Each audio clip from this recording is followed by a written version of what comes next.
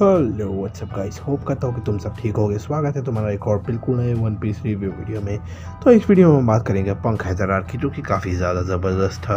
और फिशमैन आइलैंड से निकलने के बाद स्ट्रॉयज जाते हैं पंख हैदर आइलैंड की तलाश में, जहाँ रास्ते में एक फिलर आर्क आ जाता है जिसमें कुछ मरीन्स और एक जाइंट से उनकी दोस्ती वगैरह होती है, लड़ाई बड़ाई होती है। फिलर को स्किप करते हुए सीधे बात करते हैं पंख हैदर आइलैंड की। तो ये डॉक्टर वेगा पंख का खुद का आइलैंड था, जहाँ पे वो गवर्नमेंट से रिलेटेड एक्सपेरिमेंट करता था। बाद में किसी वजह से वर्ल्ड गवर्नमेंट ने इस पर बैन लगा दिया और यहाँ पे कोई भी नहीं जा सकता। जिसको भी यहाँ आना है उसे वर्ल्ड गवर्नमेंट से परमिशन लेनी पड़ती है। और ये आइलैंड दो हिस्सों में बटा हुआ है, जिसमें से आधा हिस्सा पूरी तरह जमा हुआ है और आधा हिस्से में पूरी तरह आग लगी हुई है, क्योंकि यहाँ पे एडमिरल्स की लड़ाई हुई थी आकाइनू और आओकीजी के बीच में कि कौन बनेगा फ्लीट एडमिरल। और आकाइनू जीत जाता है, आओकीजी का एक पैर टूट जाता है, आकाइनू बनता है हमारा नया फ्लीट एडमिरल और आओकीजी बाद में मरीन्स को छोड़ देता है। और इस आइलैंड पे अभी सीजर क्लाउन छुप के रह रहा है, जो कि जोकर के लिए काम करता है, यानी डोफ्लेमिंगो के लिए। जोकर उसका अंडरग्राउंड नेम है। वो अलग अलग आइलैंड से बच्चों को किडनैप करके ला रहा है और उन पे एक्सपेरिमेंट कर रहा है ताकि वो उनको जाइंट बना सके। और इन सब में उसका साथ दे रहा है मरीन्स का एक आदमी, क्योंकि जब भी खोने वाले बच्चों के माँ बाप उनकी रिपोर्ट लिखवाते हैं तो नेवी वाले झूठ कह देते हैं कि वो बच्चा मर गया या फिर उसका कुछ ज़्यादा पता नहीं है। और सीजर क्लाउन काफ़ी ज़्यादा हरामी चीज़ है। वो बंदे के पास गैस की एबिलिटी है, उसकी पूरी बॉडी गैस में ट्रांसफॉर्म हो जाती है और वो आसपास की गैस को भी कंट्रोल कर सकता है। तो वो भी एक साइंटिस्ट जो कि कभी वेगापंख के साथ काम करता था, लेकिन वो मास डिस्ट्रक्शन के बारे में सोच रहा था, जिसकी वजह से कई लोगों की जाने जाती है और उसने ऐसा हथियार बना भी लिया था। इसीलिए वेगापंख ने उसे नेवी के हवाले कर दिया और नेवी ने उसे रेस्ट कर लिया था, जहाँ से वो भाग गया। और साथ ही में पता चलता है कि सीजर 7 के साथ ट्रैफालगर वाटर लॉ भी है, जो कि उसके साथ ही काम कर रहा है डोफ्लेमिंगो के लिए। हालांकि उसके पास उसके अपने मोटिव्स हैं। उसके बाद वो स्ट्रॉयज के साथ मिल जाता है। वैसे बात करूँ तो मुझे लगा था इस आर्क में फ्रैंकी पे ज़्यादा फोकस किया जाएगा, क्योंकि फ्रैंकी था जो वेगापंख के देश में गया था, जहाँ उसने उसकी लेबोरेटरी में खुद को अपग्रेड किया है। लेकिन ऐसा कुछ होता नहीं है, यहाँ कहानी कुछ और ही चल रही थी और ज़्यादा फोकस चॉपर और नामी पे किया जाता है, और साथ ही में ट्रैफालगर लॉ पे भी। इस आर्क में हमें नामी का मॉमी वाला पर्सोना भी देखने को मिलता है कि वो बच्चों की केयर करती है और बच्चों को बचाने के लिए वो खुद की जान को जोखिम में डाल रही है। और साथ में लॉ भी लूफी के साथ हाथ मिला लेता है। अब वो एक एम्परर को टेक डाउन करने वाले हैं, जिसका नाम है काइडो। लूफी कहता है कि ठीक है, अब मैं तब तक तुम्हारे साथ हूँ जब तक पहला बंदा शैंक्स नहीं है। वैसे भी मैं सारे एम्परर्स को एक न एक दिन हराने वाला हूँ। और इस आर्क में हमें लॉ का फुल पोटेंशियल देखने को मिलता है। वो वाइस एडमिरल स्मोकर और टशीगो को अकेले हैंडल कर लेता है, उनके शिप की भी ऐसी तैसी लगा देता है और उनके जितने भी बंदे थे सबको ऐसे अकेला हरा देता है। और टशीगी और स्मोकर की बॉडी भी स्वैप कर देता है, उनकी और नेम बना देता है। बाद में वो चीज़ काफ़ी ज़्यादा थी जब स्मोकर की बॉडी में टशीगी थी और टशीगी की बॉडी में स्मोकर, क्योंकि स्मोकर आदमी जैसे कपड़े पहन के घूम रहा था टशीगी की बॉडी में और उसकी हाफ ब्रेस्ट दिख रही थी। कोई मुझे एक चीज़ एक्सप्लेन करो, लूफी ने जब सीजर क्लाउन से पहली बार लड़ाई करी थी तो लूफी जीत रहा था, लेकिन सीजर क्लाउन ने सारी ऑक्सीजन को कंट्रोल करके आसपास से खींच लिया था, जिसकी वजह से लूफी बेहोश हो गया था। लेकिन बाद में जब इनकी दोबारा फाइट हुई तो लूफी ने इसे कैसे पेला, मतलब वो तो मुझे पता है कि लूफी ने कैसे पेला, लेकिन फिर भी सीजर क्लाउन उस टाइम भी तो सारी ऑक्सीजन खींच सकता था, या ये बस कोई प्लॉट होल है।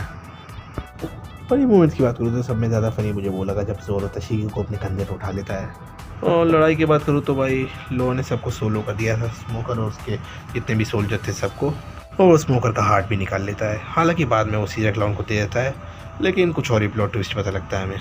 सब में ज़्यादा बैडेस्ट मोमेंट तो वो था भाई जब डोफ्लेमिंगो आता है और स्मोकर को कुत्ते की तरह पेल रहा होता है। मतलब समझ रहे हो, स्मोकर एक वाइस एडमिरल है जो कि डोफ्लेमिंगो से कुत्ते की तरह पेट रहा था और लूफी ने डोफ्लेमिंगो को पेल दिया। तो फिर लूफी स्मोकर से काफ़ी ज़्यादा ताकतवर हो गया एक तरह से।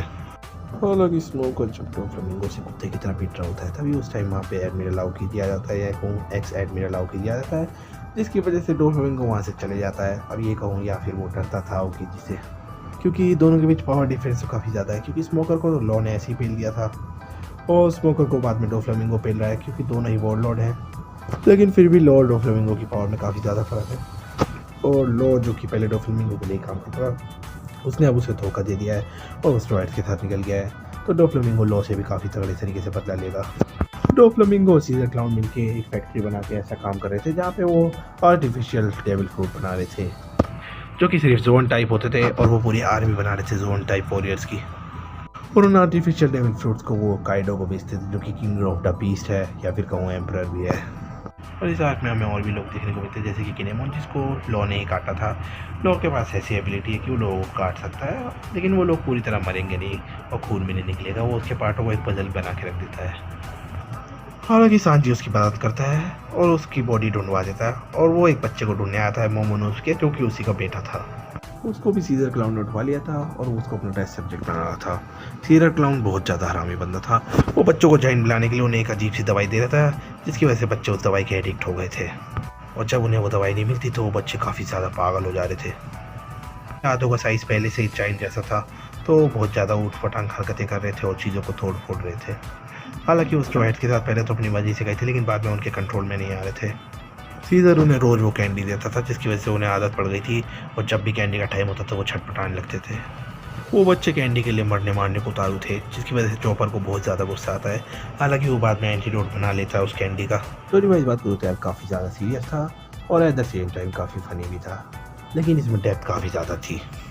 और इस बार भी स्मोकर स्ट्रॉ हैट्स को अरेस्ट नहीं करता, क्योंकि स्ट्रॉ हैट्स ने उसकी मदद करी थी इन बच्चों को छुड़वाने में। और इसी के बाद डिसाइड करते हैं और तशिगी सारे बच्चों को ले जाती है। हालांकि नामी उन बच्चों को ले जाने देना नहीं चाहती थी, क्योंकि उसे लगा था कि मरीन्स के साथ सेफ नहीं रहेंगे, क्योंकि मरीन्स का ही आदमी था जो सीजर क्लाउन की मदद कर रहा था। हालांकि तशिगी नामी को मनाती है और वो सारे बच्चों को अपने साथ ले जाती है और नामी मान भी जाती है। हालांकि मोमोनोस के जिसका बाप हमारे साथ ही था, यानी किनेमोन, तो वो स्ट्रॉ हैट्स के साथ निकल जाता है, क्योंकि उसे ड्रेस रोड जाना था, जहाँ पे डोफ्लेमिंगो और उसके दोस्त जो कि एक समुराई है उसको बंदी बना रखा है। और मोमोनोसुके मैंने एक आर्टिफिशियल डेविल फ्रूट खा रखा है, जिसकी वजह से वो ड्रैगन बन जाता है। हालांकि उसे अभी से कंट्रोल करना नहीं आता। इस वीडियो को यहीं पे एंड करते हैं। वीडियो पसंद आए तो प्लीज़ वीडियो को लाइक करो, चैनल को सब्सक्राइब करो।